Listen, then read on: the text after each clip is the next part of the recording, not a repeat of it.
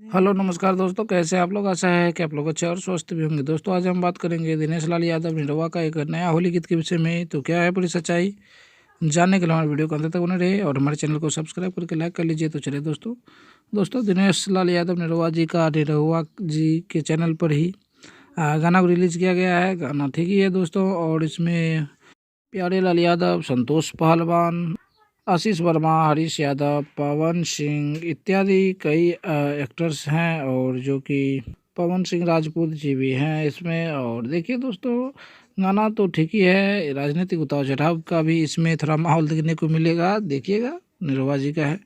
तो आज का छोटा सा वीडियो आप ही के लिए था। तो कैसा लगा हमारा वीडियो कमेंट में ज़रूर बताइएगा। दोस्तों आप हमारे वीडियो को देखे हैं, इसके लिए मैं आपको दिल से धन्यवाद देना चाहता हूं। स्पेशल थैंक्स अक्षरा सिंह जी का इसमें भी रोल है। और दोस्तों तो देखना ना भूलिएगा, ज़रूर देखिएगा।